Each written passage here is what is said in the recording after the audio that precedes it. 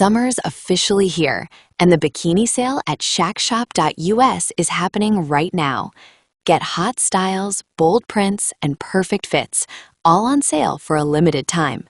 Whether you're beach-bound or poolside, we've got the bikini that makes you feel confident, cute, and totally summer-ready. So don't wait. Head to shackshop.us and shop the sale before it ends. That's shackshop.us, your new favorite bikini spot. Jimmy Kimmel has never been shy about mixing comedy with politics, but in early 2026, the late-night host crossed a new and deeply personal threshold. When Kimmel posted a photograph of himself, his wife, Molly McNierney, and their children attending an ICE out protest in Southern California, the image quickly became more than a family snapshot. It transformed into a flashpoint in the ongoing national conflict over immigration enforcement, federal authority, protest movements, and the increasingly blurred line between celebrity activism and political power. The Instagram post, which showed Kimmel's family holding signs critical of U.S. Immigration and Customs Enforcement, ICE, landed at a moment of heightened public tension. Across the country, protests had erupted following two fatal encounters involving federal immigration authorities in Minnesota.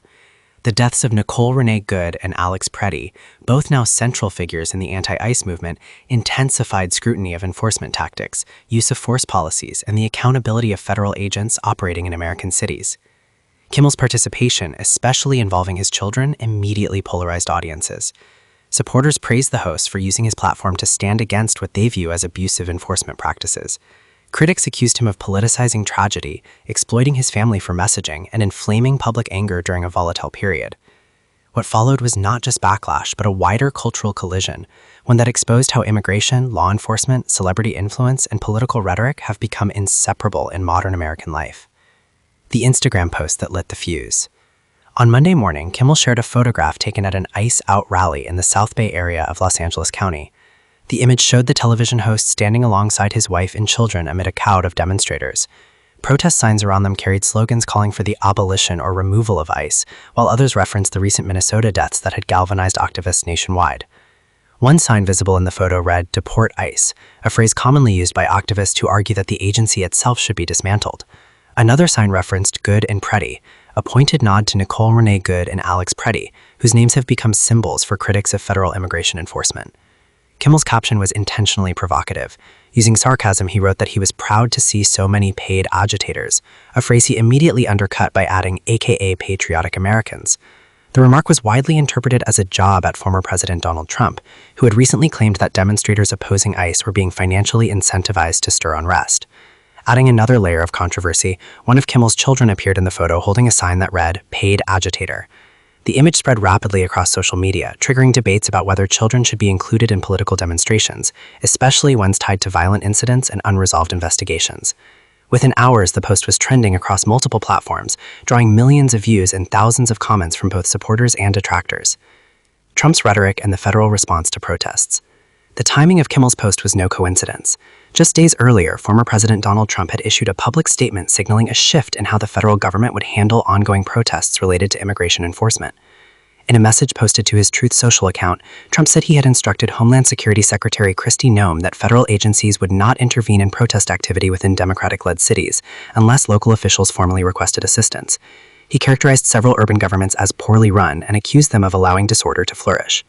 However, Trump made clear that this restraint would not extend to the protection of federal property. He stated that ICE, Border Patrol, and other federal entities would respond very forcefully to any attacks on federal buildings or personnel.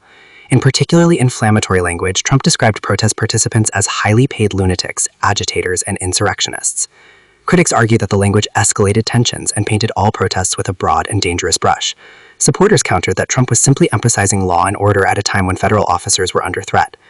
Kimmel's sarcastic paid agitator caption was widely seen as a direct rebuttal to Trump's claims, framing protests not as hired disruptors but as ordinary Americans exercising their constitutional rights.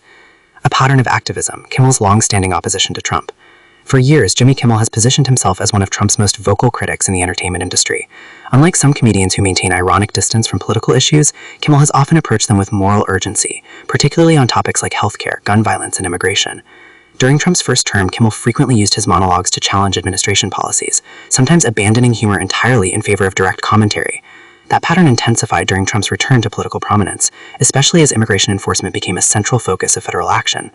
Kimmel has repeatedly argued that ICE operations under Trump prioritize spectacle and intimidation over public safety. He has accused federal agencies of conducting raids that traumatize families, disrupt communities, and result in unnecessary violence. The ICE Out protest appearance marked a continuation and escalation of that stance. Unlike a monologue or an interview, attending a protest with his family placed Kimmel physically within the movement, aligning his personal life with his political messaging. The Minneapolis Catalyst: 2 deaths, 1 national reckoning.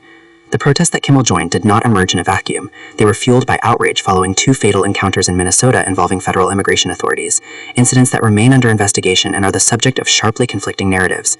The death of Nicole Renee Good. Nicole Renee Good was fatally shot during an encounter involving ICE officers in mid-January. According to federal officials, the incident occurred during an enforcement operation in the Minneapolis-St. Paul area. Authorities had claimed that Good's vehicle was used in a manner that posed a threat to agents on the scene. However, video footage circulating online has led critics to question that account. Activists argue that the video does not support claims that the vehicle was weaponized and that the response by federal agents was disproportionate. Good's death quickly became a rallying cry for anti-ICE activists, who framed the incident as evidence of excessive force and systemic recklessness within federal immigration enforcement. The killing of Alex Pretti. Days later, Alex Pretti, a 37-year-old Minneapolis resident and ICU nurse employed by the U.S. Department of Veterans Affairs, was shot and killed during a separate federal operation. Kimmel's emotional monologue. Comedy gives way to anger. The weekend following the Minnesota incidents, Kimmel devoted a significant portion of his late-night show to addressing what had happened. The monologue departed sharply from his usual comedic tone. Visibly shaken, Kimmel described spending the weekend shocked and sick as he watched footage and read reports from Minneapolis. At several points, he appeared to choke up, struggling to maintain composure as he spoke about families being affected by federal operations. He accused ICE and associated federal agencies of engaging in what he described as a pattern of cruelty, alleging that children were exposed to tear gas, parents were separated from their kids, and bystanders were detained without justification. Kimmel's language was blunt and unfiltered.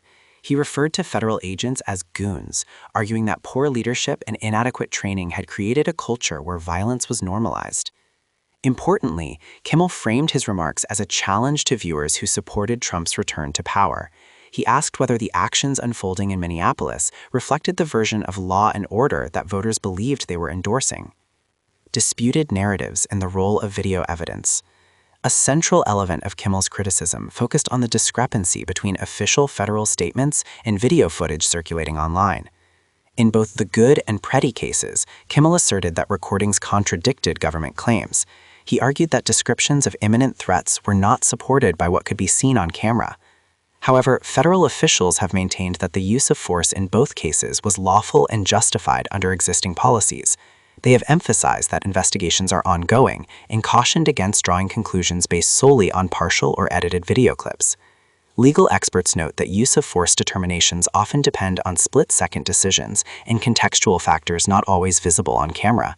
At the same time, civil rights advocates argue that video evidence has repeatedly exposed discrepancies in official accounts across multiple law enforcement agencies. The unresolved nature of the investigations has allowed competing narratives to harden, turning the deaths into symbolic battlegrounds rather than purely legal paces. Celebrity activism and the question of influence. Kimmel's involvement reignited a long-running debate about the role of celebrities in political discourse. Supporters argue that public figures have a moral obligation to speak out, particularly when they have access to platforms that can amplify marginalized voices. Critics counter that celebrities often oversimplify complex issues, reduce policy debates to emotional soundbites, and face none of the consequences of the policies they criticize. Kimmel's decision to attend the protest with his children intensified this debate. Some applauded the move as a way to teach civic engagement and empathy. Others argued that involving minors in politically charged demonstrations, especially those tied to violent incidents, was irresponsible. The divide mirrored broader cultural fault lines, with reactions often correlating strongly with political identity rather than the specifics of the situation. ICE, enforcement, and the broader policy debate. At the heart of the controversy lies a fundamental disagreement about the ICE itself. Supporters of ICE argue that the agency is essential for enforcing immigration law, removing individuals with criminal histories, and maintaining border security. They contend that dismantling or weakening ICE would undermine the rule of law and encourage illegal immigration. Opponents argue that ICE's structure incentivizes aggressive tactics, lacks sufficient oversight, and disproportionately harm immigrant communities. They point to raids, family separations, and deaths like those of Good and Pretti as evidence that the agency operates with insufficient accountability. The ICE Out movement does not represent a single policy position. Some activists call for reform, others for abolition, and still others for transferring immigration enforcement responsibilities to different agencies. Kimmel's messaging aligns most closely with abolitionist rhetoric, though he has not laid out a detailed alternative framework. Political fallout and city-level resistance. The Minnesota incidents and the resulting protest have emboldened local leaders in several cities to openly challenge federal immigration operations. In Portland, city officials publicly demanded that ICE withdraw from the city following the use of tear gas during protests. The mayor described federal decisions as sickening and accused agents of escalating rather than calming tensions. Other Democratic-led cities have explored legal avenues to limit cooperation with federal immigration authorities, citing concerns about public safety, civil liberties, and community trust. Republican leaders, meanwhile, have accused these cities of harboring lawlessness and obstructing federal law enforcement. Trump's statement that federal help would be withheld unless requested was interpreted by some as a warning, and by others as an abdication of responsibility. Media polarization and competing realities.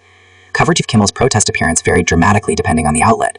Left-leaning media largely framed the story as a courageous stand against aggressive enforcement, emphasizing Kimmel's emotional response and the human cost of immigration raids. Conservative outlets focused on the involvement of children, the use of inflammatory language, and what they described as selective outrage from Hollywood elites. Social media further fractured the narrative, with clips and screenshots circulated without context, reinforcing existing beliefs rather than encouraging dialogue. The result was not a shared national conversation, but parallel debates unfolding in ideological silos. The human cost at the center of the storm. Lost amid the political theater are the individuals whose deaths sparked the unrest. Nicole, Renee and Alex Pretti were more than simples. They were family members, colleagues, and community figures whose lives ended violently, whose stories are now filtered through political lenses. Their families have called for transparency, accountability, and restraint in public discourse, even as their loved ones' names are invoked by activists, politicians, and commentators. As investigations continue, the legal outcomes may never fully resolve the emotional and moral questions raised by their deaths. Conclusion: a nation arguing with itself. Jimmy Kimmel's appearance at an ICE Out protest was not a standalone event. It was a snapshot of a country wrestling with identity, authority, and the meaning of justice. For some, Kimmel represents conscience and courage. For others, he embodies celebrity excess and ideological overreach. What is undeniable is that immigration enforcement, once a policy issue debated largely in legislative chambers, has become a deeply personal and emotionally charged conflict playing out on streets, stages, and social feeds. As investigations continue and protests continue, the divide shows little sign of narrowing. And figures like Kimmel, who straddle entertainment and activism, will remain lightning rods in a culture increasingly defined by confrontation.